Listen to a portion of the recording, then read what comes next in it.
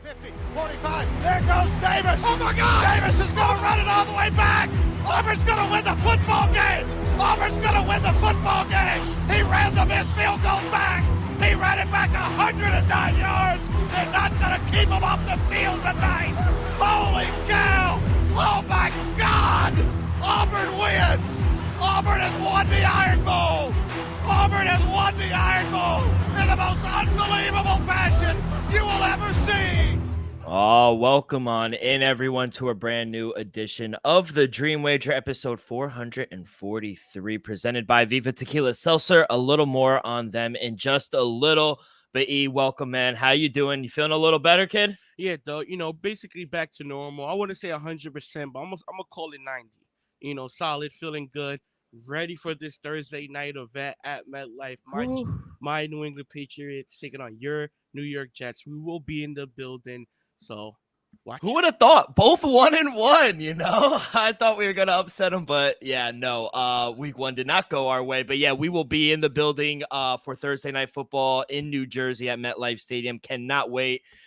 Vibe should be extremely high. I anticipate a really good game. I cannot wait. Also, I'll be at the Met game tomorrow on Wednesday. So living the dream, kid. I am living the dream, but we've had a really good 2 weeks here on the Dream Wager, profitable wise. Sunday Night Football. We'll start there, kid, because that was your lock, and I want to get your opinion first. Texans, they do win 19-13. They get the win at home. Before we address the Texans, I want to address Caleb Williams and Chicago, because I think it's two sides. One positive, their defense is really good. I think we could both agree their defense is going to keep them in games. What I'm worried about, though, is that offensive line. Caleb Williams has yet to throw in a touchdown.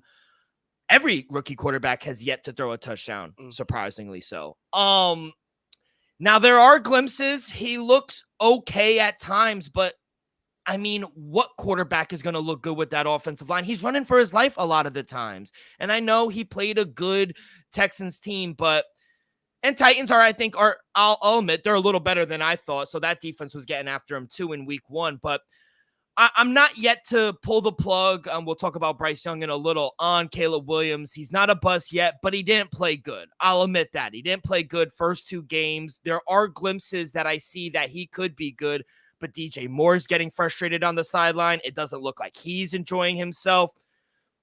I'm not a real big fan of Matt Eberflus. What are you doing challenging the play right in front of you? I mean, just bad coaching decisions. I would argue those are the two things that are worrisome for me for the Bears offensively, head coaching and offensive line. I think wide receivers and running, I think they'll be okay moving forward. I think Caleb Williams will get better, but he hasn't played good. Yeah, Dale. I'll just attach on, just to add on top of that, Dale. My biggest concern for the offense isn't Caleb Williams. Isn't the offensive line is this you got to be concerned about the offensive line, Dale. But my biggest concern to me right now, and I've been saying it for a few weeks now, what's the rookie quarterback's best friend, Dale? The tight running end. game. Oh, No, right. also the tight end. Yeah. But the running game, Dale.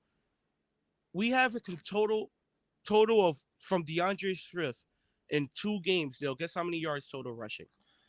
Well, I know he rushed for 20-something yards, not 18. even 18. I'll say 50. 48 Oh, for the season total. He had 30 last week and 10 attempts. And then this week he had 18 yards. Let me get the attempts real quick, Dale. On 14 attempts. That's just pitiful.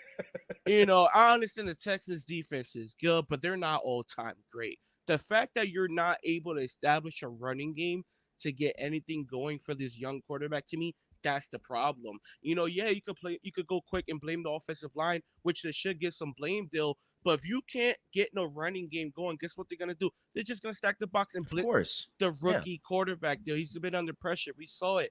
7 sacks. Yeah, he ran into a few of those, but that pressure was in his face all night long. The kid was simply getting beat up. So they got to establish the run. They got to find a way. I don't know if it's coaching. I don't know what it is. If maybe the offensive line maybe is just that bad they can't even establish the run deal. But that's my main concern. The rush attack and the running game moving forward, and in that offensive line, they're gonna be able to keep Caleb Williams upright for a 17-game season. Is it fair to say Caleb Williams hasn't played well though?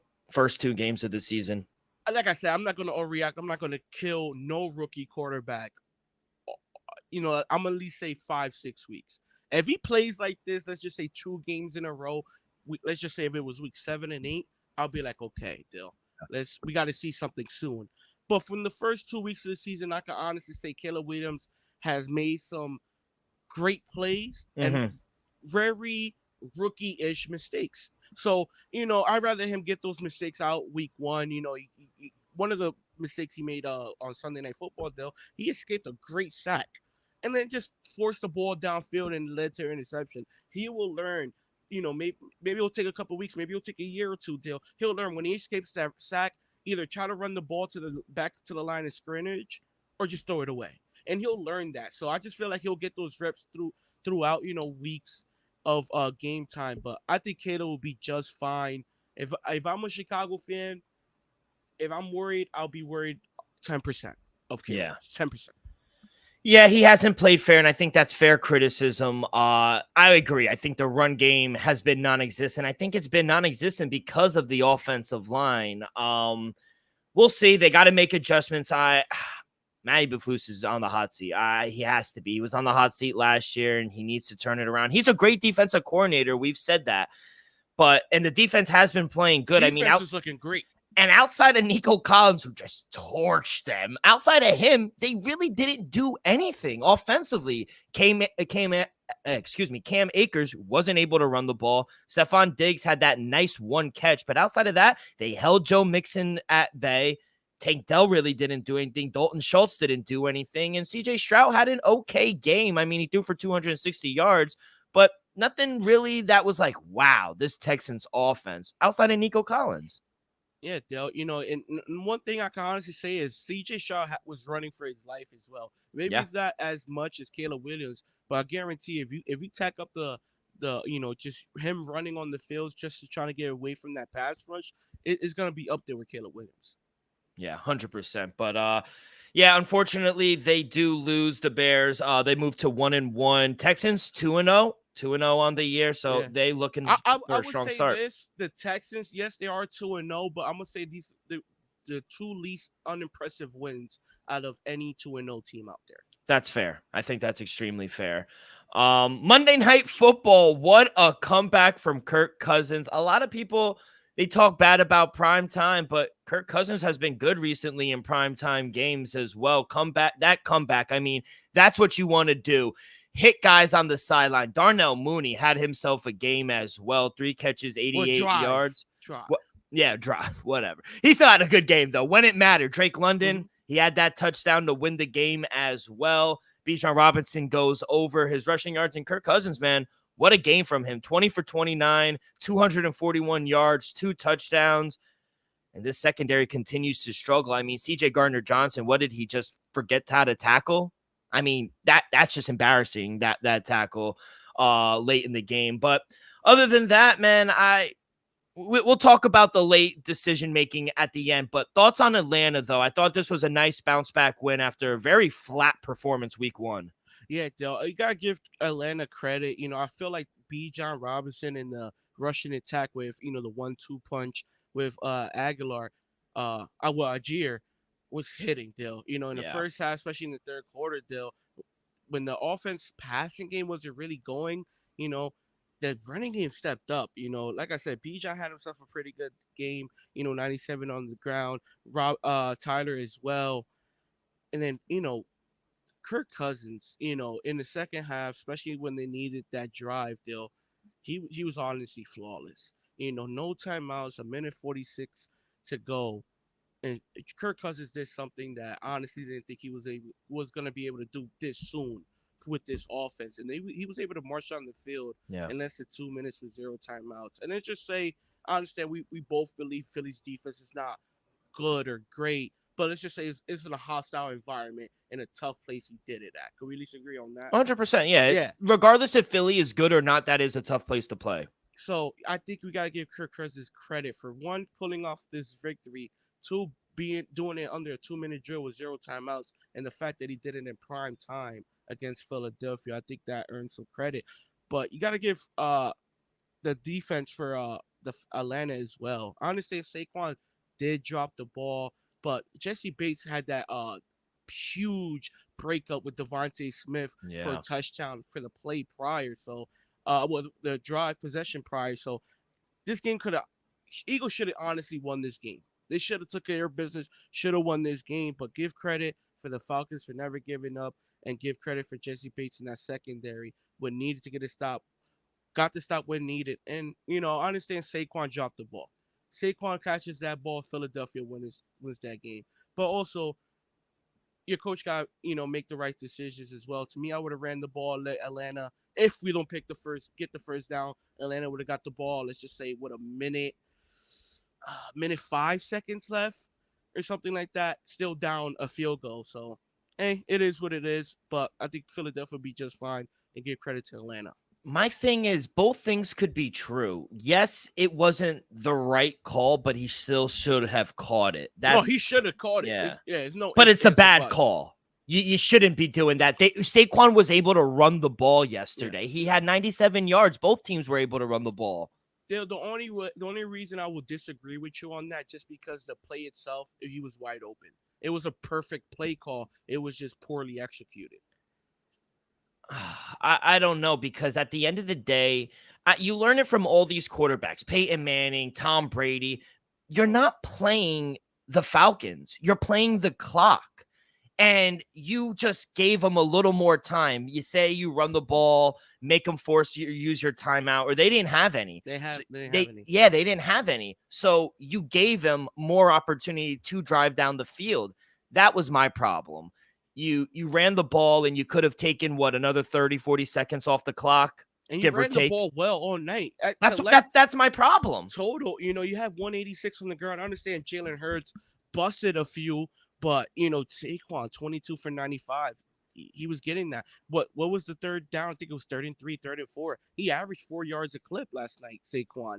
Jalen Hurts as well. He averaged 6 yards a clip. So I'm not saying it would have been a guaranteed first down, but I would have took my chances with either a play with Saquon or Jalen Hurts. I'm more upset with the first quarter when they went for it on 4th and 4 inside the 10. That is a boneheaded decision as well. To me, just kick the points, get up on the point, get up, have the lead. You have a road team in your home in a hostile environment. Just put the pressure on them. Understand they got to march down the field. Guess what? They marched down the field on that after you turn. That's what I'm saying. So, like I said, you gotta give Kirk Cousins credit, but I'm not gonna kill the Eagles too much. But they should have won this game. Horrible loss for the Eagles, though. This is a game that they should have won. They should have won multiple times. Yeah, it's very unfortunate.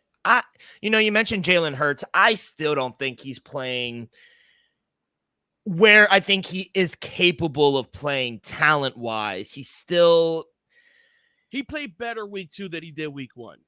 I'll agree. Looked better. I'll agree. So if he would have looked the same or took a step back, I'd be like, you know what? Maybe it's a little cause for concern. But I think Jalen Hurts, yesterday, running and passing the ball, definitely looked better week 2 than he did in week 1. And I can honestly say that Atlanta defense is good. Is good. Yeah. That pass rush gets home. Yeah. That secondary is definitely up there. And that is why I said, they could be a threat in this NFC to get maybe to the NFC Championship if I saw what I saw last night. If it's like that all season, this could be a very contending team in the NFC. Are you worried? Because we got news before the game started. A.J. Brown with the hamstring injury. He's going to miss a couple weeks. It wasn't just last night. He suffered it on Friday, reports told ESPN. Are you worried for this offense that, they might be a little one-dimensional with just Devontae Smith and Saquon? Not really. Just off last night's performance, I'll be like, you know what, a little. But you got to give credit to Atlanta's defense. To me, their defense played very well. And I know a full week game planning without A.J. Brown, this offense will at least be a little better next week. Because, like you said, it happened Friday. So their game plan was probably possibly centered around AJ Brown being highly featured in this matchup. We don't know, Dill. But I feel like another week with this offense, practicing without him, we'll probably see Dotson more involved. He only had Yeah. one reception. The dude, Brayton Convey, he was making some good catches that just didn't really get, a lot of yak yards. But I think with Devontae Smith, Goddard, Dotson being there, and Saquon, I still think you have a pretty good offensive Yeah, repertoire. should be good. Not as good as what we thought coming No. into the season, but it's still solid. And what happened to Nick Fangio? I thought he was a good defensive coordinator. This defense still doesn't look good. I mean, realistically, the defense looked good, decent until the final drive. It was. But that's when it matters. Yeah, it was kind of reminiscent of that Drew Lock drive up in Seattle. I forgot which week, but late in the season last year. The fact that you wasn't able to take Kirk Cousins off the field, and let's just be honest, it was a lot of wide open completions there, like to the Mooney. They're giving them 10 to 15 yards of cushion. Yeah, the to the Mooney was kind of great throws by Kirk Cousins, but there were also bad defensive plays by the Philadelphia Eagles. Honestly, they're running a zone, but come on now. And then that Drake London touchdown, that was just a great route. Oh, great route. Great route. And yeah, Darius Slay even said it after the game to Drake. He said, "Yo, y'all got me. Good route." Yeah, which it was. It was perfect because he leaned inside, and as soon as he leaned inside, he hit him with the jab and went outside. It was absolutely beautiful. But yeah, week 2 in the books. Unfortunately, a lot of injuries. Isaiah Pacheco, fuck me. I mean, I got him in fantasy, messed up fibula, 6 to 8 weeks, but we got a reunion in Kansas City. Kareem Hunt got signed to their practice squad, will probably be elevated to the main roster as well. Jermaine Johnson, prayers up for number 11. It's the worst, man. He tore his Achilles against the Titans, and that's a tough blow for us and our defensive line, who's thin already and who couldn't stop the run to begin with. So one of our best guys at the moment, number 11, in a non-contact injury. Oh, you hate to see it. So unfortunately, Jermaine Johnson is out for the season. Cooper Kupp on IR as well. I mean, him, who's Puka Nacua now as well. Deebo Samuel, he's expected to miss some time now with the strained calf. Him and Christian McCaffrey's on IR. Today, they put Tua on IR, but they signed my boy, Pro Bowler, Tyler Huntley as well. So he's definitely going to start over, what was his name? Skylar Thompson. Thank you. So outside of that, man, a lot of guys been falling injured. And I think the biggest news during the week, the Panthers benched Bryce Young. I mean, I'll say this real quick. I don't think it's all on Bryce. Meaning he played one drive in the preseason, just one. Now Derek Carr played two games. CJ Stroud played 2 games. These are all guys in new offenses, learning them, trying to get chemistry going. But yet you don't think in a new system with the new head coach and a new OC, you could play one drive, and they did it against non-NFL players. No disrespect, but those are practice squad guys. And Bryce Young went down the field and scored, and they said, "Oh, we saw what we needed to." And now look at him.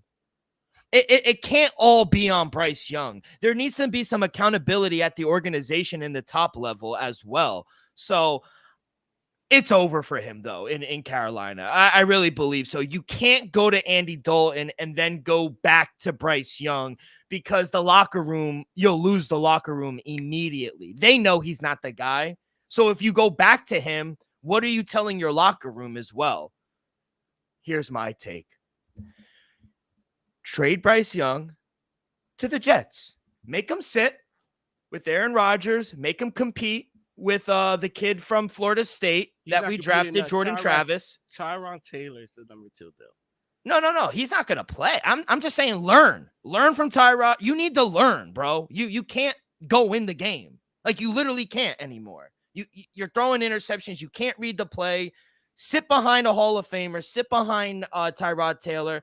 And I expect him to start or fight for a starting job with Jordan Travis when he comes back in 2-3 years. Learn under a Hall of Famer. I think that's a perfect situation. Obviously, I don't know about Robert Salah if he'll be there still, but learn behind Aaron Rodgers. I think that's what you need, or anybody. I think even going to a guy like Kyle Shanahan resurrected Sam Darnold's career. Look at Sam Darnold now. You need to go to a place like that and learn. You need to learn and sit for a year. And I'll say the same thing about Anthony Richardson. He played 12 games in college. That's why he looks so rusty in the NFL. He needs game time, game experience. So same thing with Bryce Young. Maybe go to LA, go to Sean McVay, learn under Matt Stafford for a little bit. He needs to go to a situation where he's going to learn. You're not going to learn anything in Carolina. No disrespect. And I'll say this. People are like, why make the move? Because you have to keep the locker room. These are NFL professional athletes. Like, you just don't want to go and blindly tank the season. These guys want to win. You know, Andy Dalton, the Red Rifle, is going to win a game or two. I guarantee that. He's going to throw for over 100 yards. Yeah. You'd have to say that. He will win a game, though. So I feel for Bryce Young. I think his time is over, and it might go down as the worst trade of all time, man. They received DJ Moore, Darnell Wright, a first-round pick, Therese Stevenson, a second-round cornerback, Caleb Williams, and then next year, a second-round pick. I feel bad for him. I really do. But, yeah, Bryce Young is done in Carolina. He has to. Yeah, Dale. You know, it's definitely a sad story. You know, I'm not going to put all the blame on Bryce Young. You know, it's an unfortunate scenario for him that, you know, he's just to blame. But I think, like, I agree with you, though. I think it's definitely a front office because, you know, definitely didn't handle it. I said it from the jump year and a half ago. Frank Wright is not the best head coach option that was available for a rookie quarterback in Bryce Young. I said that from the get-go. This year, like you said, Dill, the fact that the kid only had one preseason series after the performance and year we saw last year. He should be playing every game. He should have been playing every game, at least 3 quarters a game. Yeah. He needs to get as many reps as possible. I'm going to just go back to this, Dill. As of today, I think this is officially the worst trade in NFL history. I understand some people might want to say the Broncos, the Russ, this and that. No. You traded away Caleb Williams. Honestly, you traded away Caleb Williams. Who's better than him? And you traded away DJ Moore, who's a Pro Bowler. Yeah. Top 15 wide receiver in the league. I'm going to give him that. And then also Darrell Wright, who you could have drafted. It's going to go down as the worst trade in history. And in my opinion, it is. You know, like I said, I feel bad for Bryce Young. Andy Dalton honestly gives you the best option moving forward. The first 2 weeks, the kid had 84 passing yards in week 2. Say what you want against the Chargers, but that's not the 85 Bears defense out there. That's not the New England Patriots defense from 2018, 2017, 2019. That's not it. I just don't know. And I hope, honestly, he'll be able to turn his career around soon. I don't know if it's going to be in Carolina. Maybe we're going to see something where he gets, you know, revived somewhere else. But it's just a sad scenario for Bryce Young right now. And just get him out. He doesn't need to stay there anymore. Trade him. Just get him out. You know what I mean? At this point, he doesn't need to be there. But I don't think to say it's all on Bryce Young, you're really not watching the games, truly.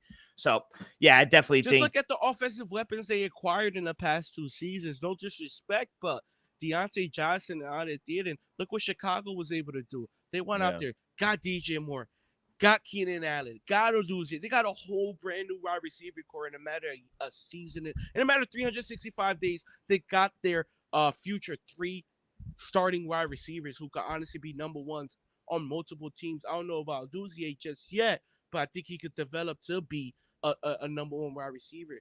Have no disrespect to Adam Thielen. I think he's a good and great solid wide receiver.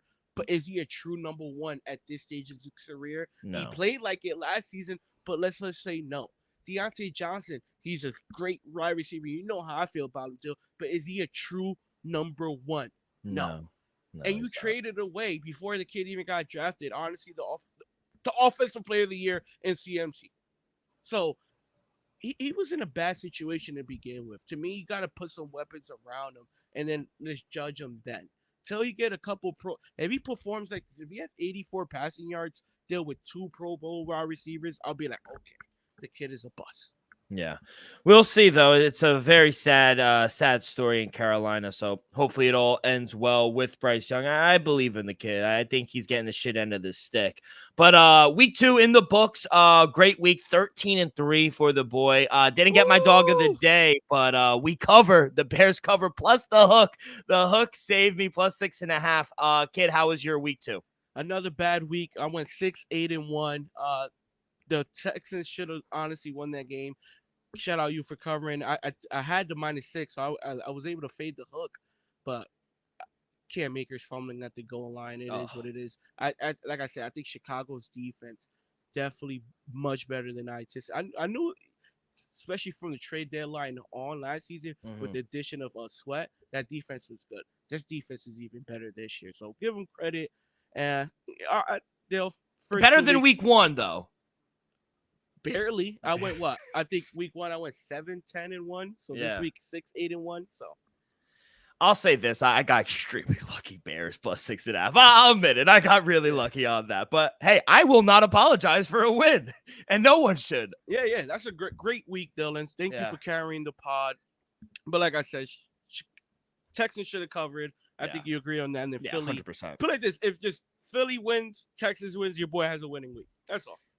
Let's get into our power rankings. And we were talking before we went online, and we shook him up a little bit, and rightfully so. You know, a lot of teams starting 2-0, surprising teams.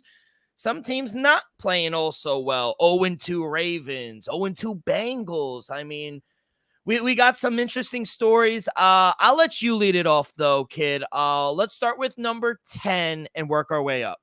Number 10, Dill. This is a team that honestly got blown out in week 2. I'm gonna let them rock. I still respect the roster. I love the roster, honestly. Give me the Dallas Cowboys at number 10. Honestly, they got steamrolled by the New Orleans Saints. Don't get me wrong. I'm not gonna, try to justify it, but I still think the Cowboys will be just fine and still a top 10 team, in my opinion. Wow, that was very surprising. I'm not going to lie. I was not expecting you to say that. For me, I'm going to go Minnesota Vikings. You know, I mentioned Sam Darnold resurrecting. Love his little attitude after the game. He said, that's what you get for cutting me, Kyle Shanahan. Then he came and beat him. Love the revenge spot for Sam Darnold. But, guy I really like, kind of like a backup role player on the wide receiver, who's really going to need to step it up now, who we'll see without JJ for a little bit. But, and especially Jordan Addison not being there, Jalen Naylor, he's actually stepped it up for Minnesota as well. So I've liked what I've seen. Kevin O'Connell is one of the best offensive minds in the game. I think he makes everything so easy for Sam Darnold. Offensive line is good. And that defense is playing a lot better than I think most people anticipated. So Minnesota 2-0, kid. They got it number 10. Respect it. I like it, though. I like it. At number 9, honestly, one of the 2 teams that stood in the same position, Dill. Couldn't move them up, couldn't move them down. Give me the Pittsburgh Steelers at number 9. I can't lie, Dill. I like everything I've been seeing. I just wish the Justin Fields in this offense was just a little more high-powered. You could say, in the passing game, throwing a little more touchdowns, but defensively, Dill, right now it might be one of the best defenses on the football. And let's just say Justin Fields hasn't made a bad decision yet. Give me the Steelers at number 9. I dropped this team just a little, but I still think they're a good team. They lost to, I think, a better team right now, Detroit Lions. I'm going to move them down to number 9. Some questionable decisions. Dan Campbell, as much as we love him on the pod, there are some decision makings that he does that are still kind of scratching. I love that he talks in third person. After the game, he goes, the coach. I mean, are you not the coach? I love how he talks in third person, but there's some holes, especially on that defense. Baker was able to light him up offensively. David Montgomery and Jahmyr Gibbs, they bring a unique skill set, and I think they're a great 1-2 punch, but even they have some problems too. So I dropped them a little. I'm not going to overreact here in week 2, but I did have to drop them, losing at home to the Tampa Bay Buccaneers when you're a big favorite. It was kind of concerning for me. So I dropped the Lions to 9. Yeah. Give me number 8. Sammy D and the Minnesota Vikings. I love it. to me, and a huge win at home against the San Francisco 49ers. I understand, Debo got hurt, CMC's out, but we saw how great they looked week one against your New York Jets. Still, we wasn't saying any of this, and the fact that Minnesota went or at home, took care of business, and looked how good they did offensively and defensively. Still, to me, Minnesota, I wouldn't be shocked if they on this list for a couple more weeks. Congratulations, making the top 10. Sammy D is number 8 with the Would you Vikings. be surprised if they make the wild card? Because I wouldn't. Yo, I'm gonna be honest. After that performance against the 49ers, I wouldn't be shocked. Nothing the Vikings do. Yeah, I love it. I'm rooting for him. I told you, beginning of the season, I was rooting for Sammy to D. get a lucky win, late field goal off a turnover or something like that. They controlled the game the whole day. They controlled the game the whole day. Yeah, like you said. Brian Flores, Brock Purdy give Brian Flores a 5. I've been saying it for years now, Dale. You know how much respect I give to my boy BF. My boy Brian Flores was dicing them up. Yep, 100%. Number 8 for me. Let's go to the Pacific Northwest. The Seattle Seahawks 2-0. No Kenneth Walker, no problem. I like what Zach Charbonnet has done as well. Obviously Kenneth Walker has that oblique injury.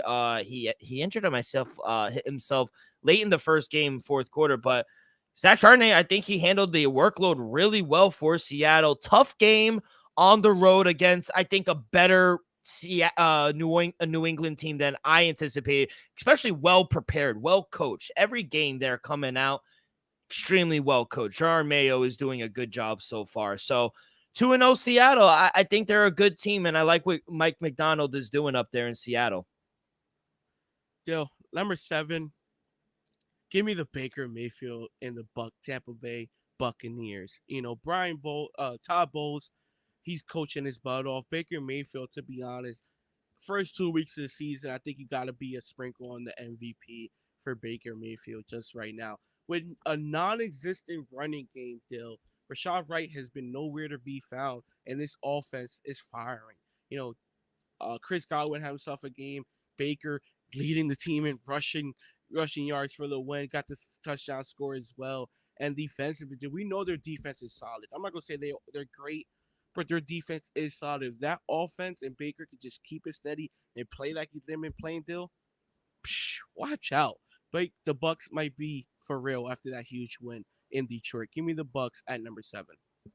6. No, 7. I'm sorry.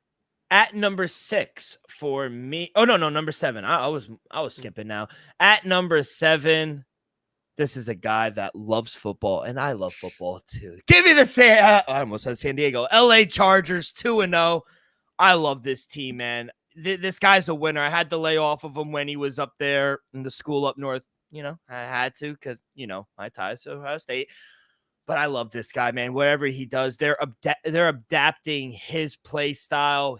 They're going to run the fucking ball 40 times a day.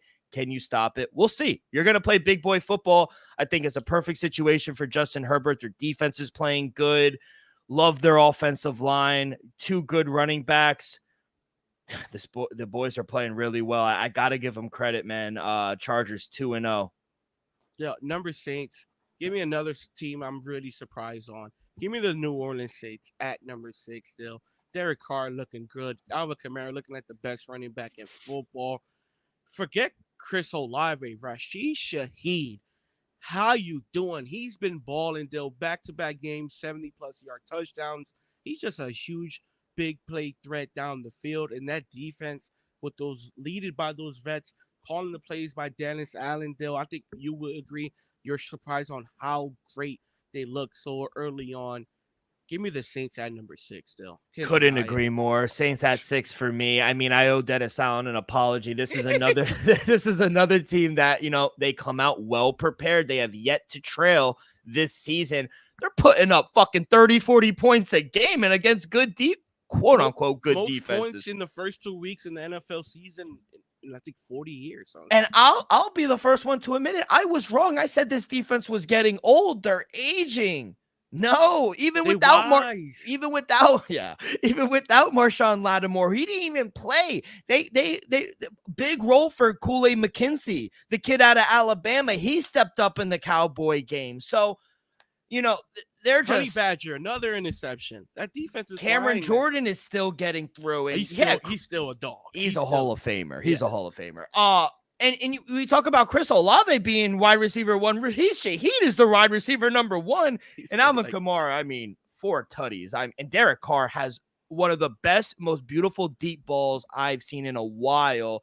I tried to tell you. It's special what they're doing. I gotta give them credit where credit's due. Hand up, I was wrong. Saints at 6 for me.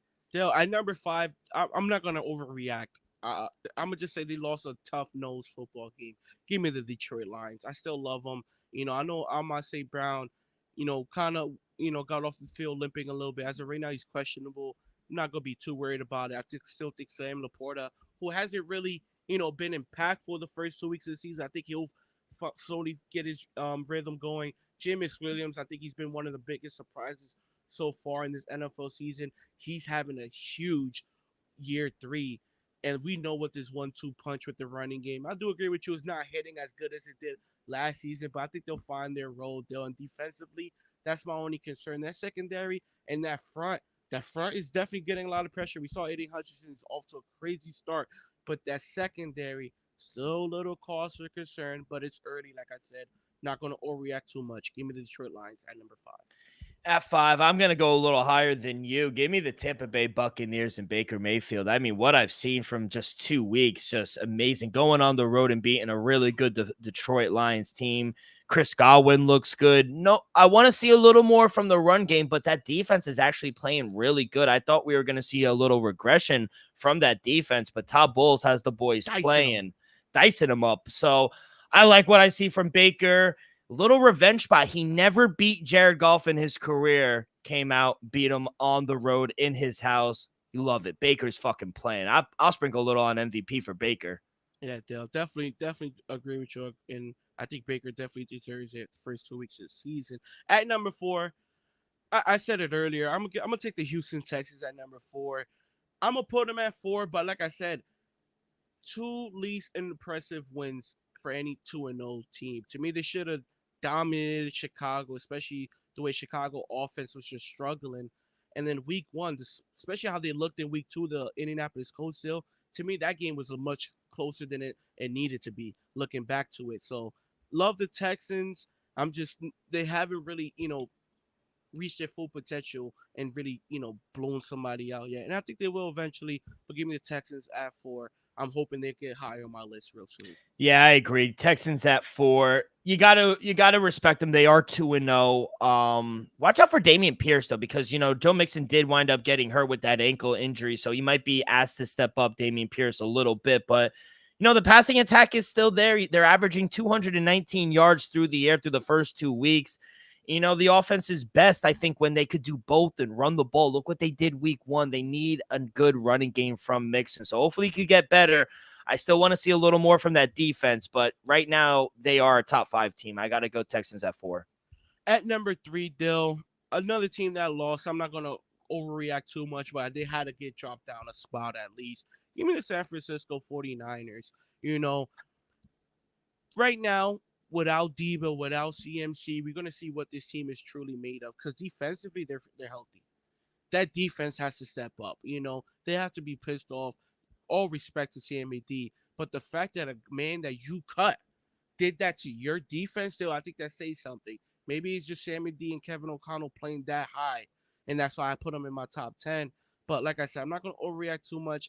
I am a little concerned now that, Brandon Ayuk hasn't looked good so far these first 2 weeks of the season, and now we're going to see the offense honestly try to rely on him. But with Debo Samuel's going to miss a couple of weeks now, and there's no CMC for, let's just say, the next 2 weeks as of right now. Juwan Jennings has been playing really well, very well. George Kittle as well. So I'm not too worried about this offense still, but Brandon Ayuk definitely needs to come perform week 3. He hasn't really showed up weeks 1 and 2.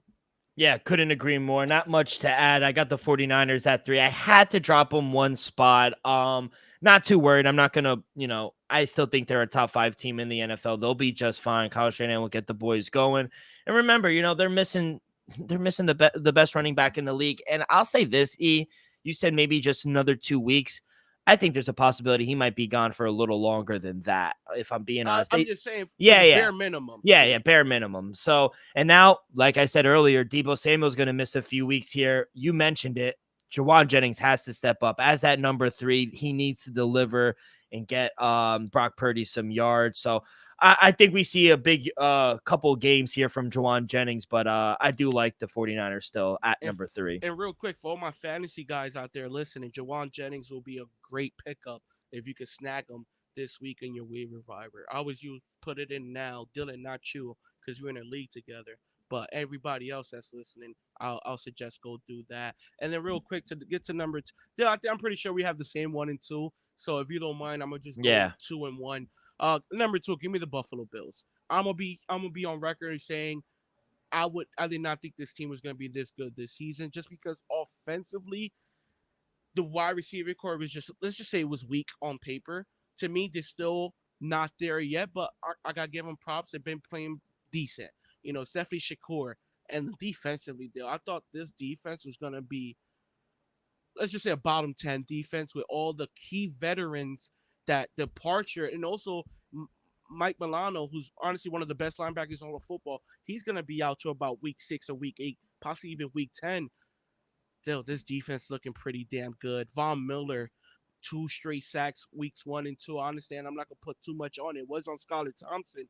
But the fact that you have Von Miller, wreaking a little havoc, I guarantee he's going to be causing more in 10 weeks from now. And then at number 1, not going to talk too much about it.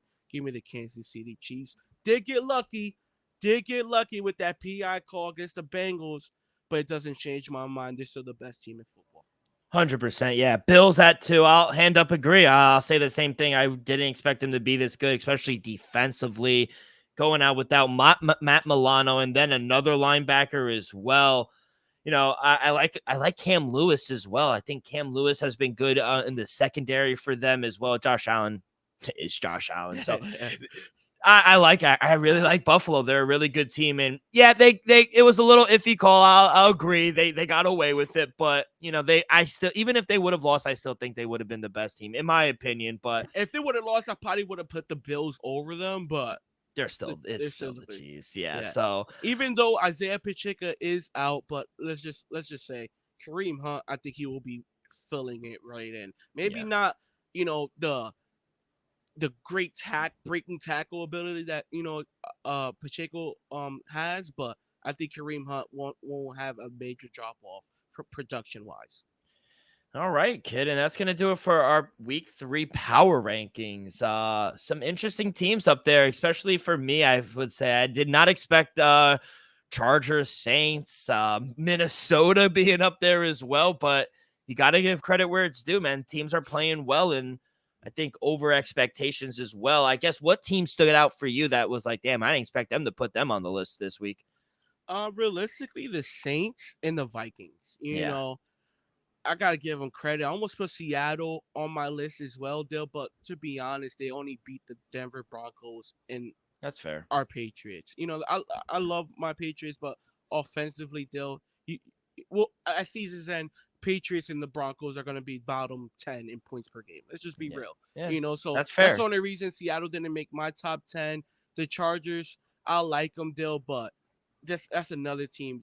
You beat the Raiders, you beat the Panthers. To me, you got to get a little more of an impressive win to get top 10. That's Other fair. than that, they're right up there. They're right up there, Dale. All right, before we get to our picks for Thursday night football, I knew I was gonna fuck up and say that, kid. We were fucking up before. It's okay. All right, before we get to Thursday night football, a quick word from our sponsor. We are brought to you each and every episode by Viva Tequila Seltzer, the most refreshing hard seltzer on the market, hands down. It's no wonder why Viva was voted #1 hard seltzer in the world by San Francisco World Spirit Competition. With only 88 calories, 0 carbs, 0 sugar, and a light 4.5 ABV, Viva is the perfect drink for your post-game celebration as it was created with that active lifestyle in mind. We flavor tequila seltzer because flavor is the spice of life, and we like our drinks with just a kick, just like how we like our lives, whether it's Huckleberry playing around a golf with the boys or new flavor coconut pregame and at Thursday Night Football. It doesn't matter. Our favorites pair perfectly with our Artisanal Blanco tequila for that subtle and refreshing drink, I believe, here at the Dream Wager and at Viva is to live long, live well, and live it up. All right, kid, let's get to it. Thursday night football in MetLife's JetLife Stadium.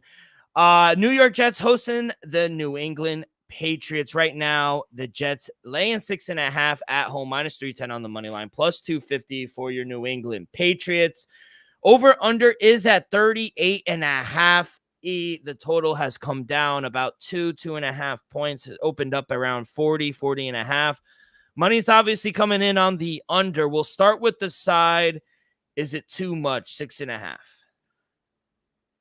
To be honest, though, it might be. I think defensively, the New England Patriots defense has been performing a little better than the New York Jets. I think Aaron Rodgers hasn't looked, let's just say, A-Rod-esque. I think you'll agree on that. He hasn't looked like all-time great MVP Aaron Rodgers. And I think that will be beneficial for us. Defensively, that your Jets defense still for some reason can't stop the run. The New England Patriots, offensive line is pretty damn good. For Sharame Stevenson, it's one of the best backs in the football. Though I think we could honestly hurt you in the run game, and maybe Jacoby Brissett could possibly hurt you with the play action. Hunter Henry had a huge game last week. Poke with the touchdown. Do I trust our offense to honestly? Let's just say things get into a shootout, which I highly doubt. Do I expect our offense to keep up with your offense? Absolutely not, Dill. But do I expect the Jets offense to, light our defense up? Absolutely not. I'm going to be honest. I'm not touching this side, but if I had to go somewhere, I think this is a perfect opportunity to tease the New England Patriots up. I don't see the Jets winning this game by double digits at all, and I barely be seeing them able to cover this spread. I do think it's going to be a nip and tuck game, but it wouldn't shock me if the Jets, let's just say, cover late game somehow. So I'm going to stay away from the side, but I honestly do think 6.5 is too much. Yeah, if I had to pick a side, I agree. I'm going to stay away from the side. If it was at 7.5, I probably might take the Patriots, to be honest. I just think, let it get to 7 tomorrow. I'm putting money on it. Yeah, I agree. I think it's a good teaser spot for both teams. Tease them up or tease the Jets down to just win outright by 1. I like to tease the Jets down with Cleveland Browns down for Cleveland is laying 6.5 at home against the Giants. They just need to beat Daniel Jones. I think they could do that. So I like that teaser, 2-way 6-point teaser. But yeah, I can see the Jets late cover, drive down fourth quarter, middle of the fourth quarter, and then, kind of like what we saw in Tennessee, nip and tuck the whole game, going at it, and then we kind of pull away late in the game. But should be a good game. I agree with the line movement, though, with the total, though. If it was at 40.5, I kind of would take the under.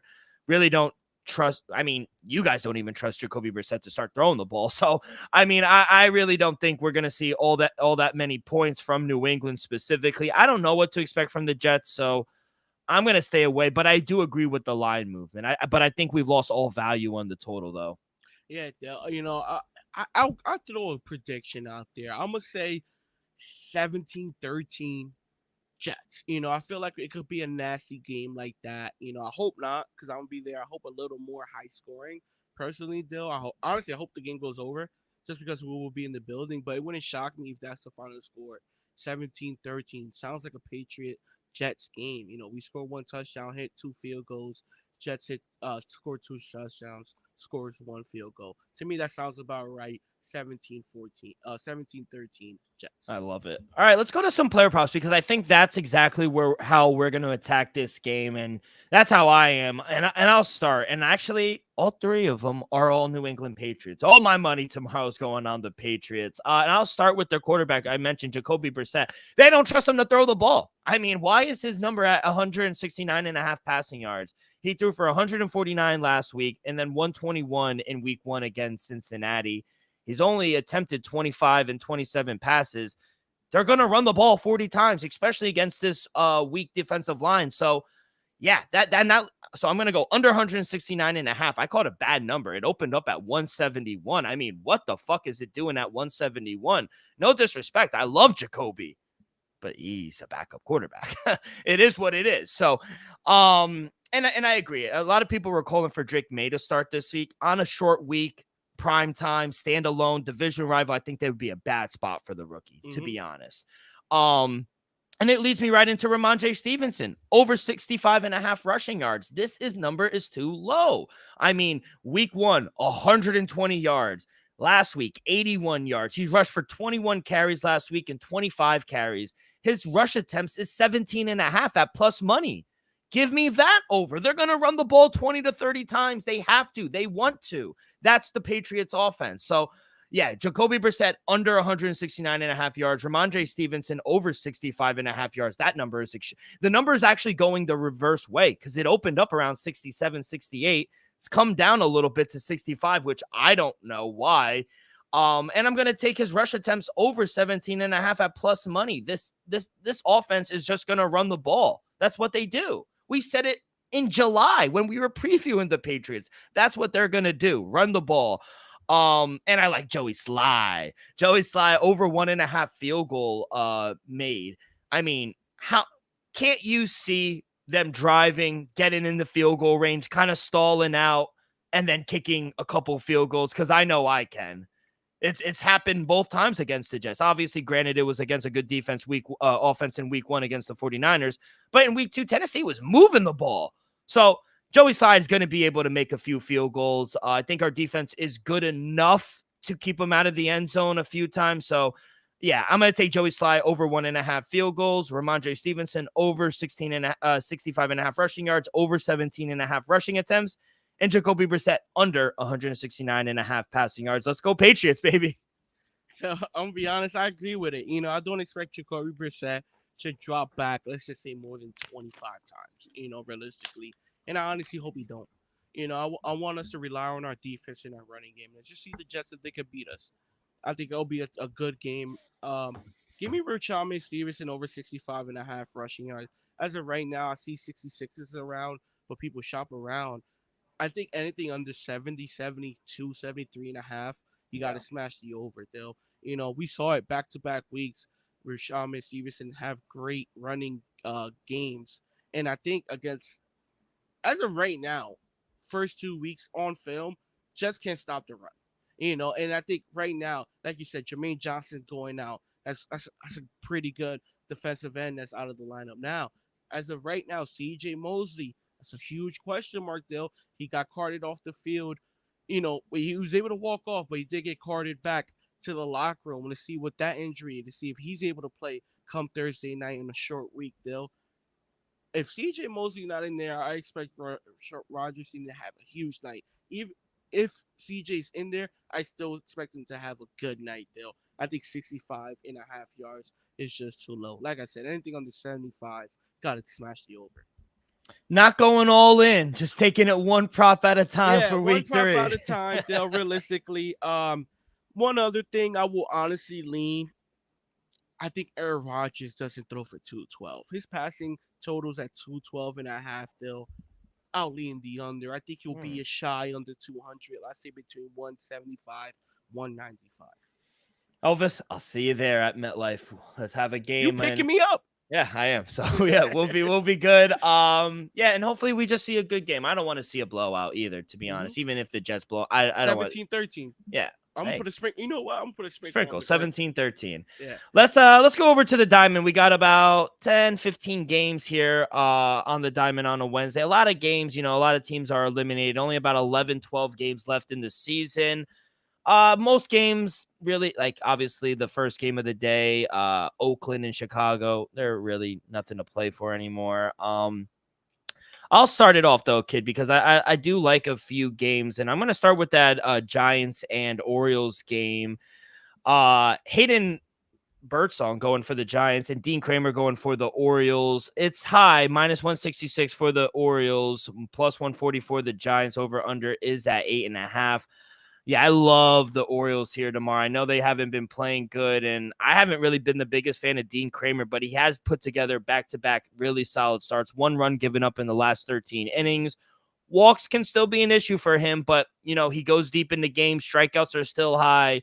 But this is just a more of a fade on the Giants and Hayden Birdsong on the road. Giants, they've lost 4 in a row, and 3 of those have been shut out with a goose egg. That is concerning. Offensively, they just can't get it together, and I don't know if tomorrow's going to be any different. So, yeah, Birdsong's not good on the road. Giants have lost his last 7 starts.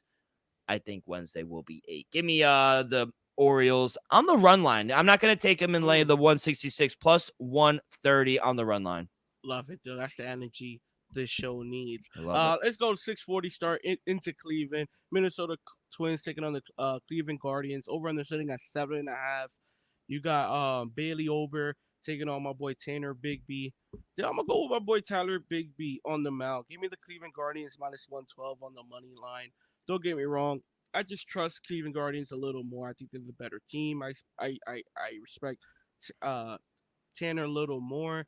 And one thing I love right now, Cleveland is down 2-1. I think the top or the bottom of the 8th.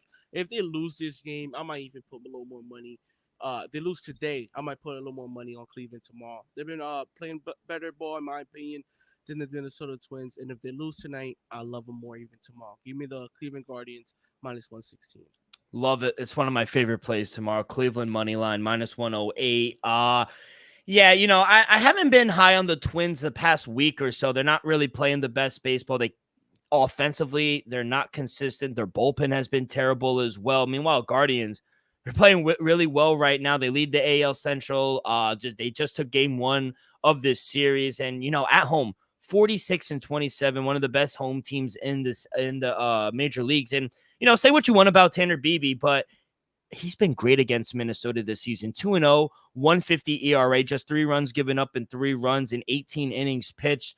With the amount of success he's had against Minnesota, now catching a struggling Minnesota team, I just think this is a great spot, especially if they lose here on Tuesday night. So, big bounce back spot. Going to fade Bailey Ober and the Twins. I love Cleveland Guardians. And then real quick, kid, my last play of the day, I am going to go out to Philadelphia. Really good series. Philadelphia and the Milwaukee Brewers. I think Milwaukee the magic number is 2 if they wind up clinching the division. But you got Aaron Nola going for the Philadelphia Phillies and Freddie Peralta going for the Milwaukee Brewers. Brewers minus 108. It's a pick of minus 108 for the Phillies. Over under is at 7.5. Kid, I'm going to take Milwaukee here. You know, I think the total is low as well, 7.5. I think we could see some runs. I just can't trust Aaron Nola right now. He hasn't looked good in the month of September. Phillies, they've lost 2 of his last 3 starts. Meanwhile, on the other side, Freddie Peralta, in my opinion, he's been better the last few starts. Another guy, walks continue to be a problem for him, but to be honest, I don't know. He gives the Brewers good length. He doesn't usually give up the long ball. He keeps the ball inside the ballpark, which is a plus. And to be honest, I believe the Brewers offense right now is more consistent than the Phillies. So, you know, they're another good team at home. I think they're the right side. I think they're going to be able to clinch the division this week. So, yeah, give me Milwaukee Brewers as my last play. Yeah, I love it. I was honestly leaning the Brew Crew as well. Might take them come tomorrow, but definitely love to play it, though. My last play of the day will be in Tampa. Boston Red Sox taking on the Tampa Bay Rays. Over under sitting at 8. Dale, right now we're down 5-2 in Tampa. Another reason why I love this play. I highly doubt we lose back-to-back games in Tampa. Say what you want, but we're the better team. We're better than Tampa. I'm gonna take Cooper Criswell on the mound versus Ryan. Oh, Ryan Nelson. No, Ryan Pevalt. Oh, yeah, I know. Yeah, he's good. Not for that. He's Ryan good. Pepiot. Yeah. Regardless, like I said, I think we're the better team. We're losing tonight. That's fine. I think we'll bounce back tomorrow. Give me the dog of the day, the Red Sox plus 108. There are other good games, obviously. Mets are playing Houston Astros, San Diego Padres. That's a really good series. Dylan Cease and Framber Valdez. That's a really good series. Tarek Skubal and the Kansas City Royals. That's a really good game as well. So you do have some good games. Even Yankees Mariners at the 9 o'clock game. That's a good game as well. Low-key Lee Mariners as a dog. But outside of that, kid, that's going to do it. I know last day of regular season for the WNBA is this Thursday. No lines up yet, but every team is in actions. And then they got a couple of days off, and then playoffs start this Sunday, the 22nd. Are you excited?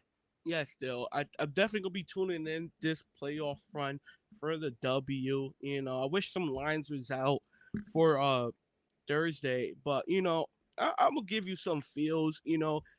Fever taking on Washington. I'm gonna lay the points with the Fever. I think the Fever are gonna go out there and try to win this game and get ready for the playoff run. Just because I know from the Fever having such a successful season, they don't want to end the year 500. I definitely want to end it over 500 at 21-19 sounds better than 2020. Even though they're gonna make the playoffs, still I feel like the Fever is gonna go out there and take care of business. I don't know if Connecticut Sun. I think this is gonna be a good decent matchup. Chicago taking on Connecticut Suns. I don't know if Connecticut Suns is going to gear up and just make that playoff push, or they're going to go out there and play ball. If they're going to go out there and play ball, I'm going to lay whatever the total spread is with Connecticut at home, and then Minnesota against LA. Like I said, if Minnesota plays their squad and just don't pack it up for the playoffs, I'll lay the spread with them. Seattle and Mercury, I'm gonna stay away from that dueling Seattle, but gotta see what the spread is on that one. And then Dallas and Vegas. Wilson already got the points. She don't need to set no more records. I think the Vegas they'll probably just coast come playoff time. Make sure they go in there healthy. She's crazy. Asia Wilson is OD.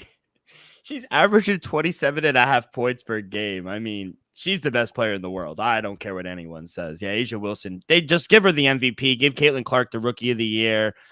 Told you Chicago wasn't going to make the playoffs. It sucked that Angel Reese didn't play the rest of the year. She got hurt, but they were duking it out. She still, regardless, she didn't play the last week or so. She still had an amazing rookie season, Angel Reese in Chicago. But the team has to play a little better though. But that's gonna do it, kid. Any last words before we get up out of here? Dale, I know you'll hate me ending the show this way, but guess what? The Patriots are live come tomorrow night, people. So tune in. We'll be there. And I know deep down you're scared to admit it, but we are. We're alive. Good luck. God bless. And let's go.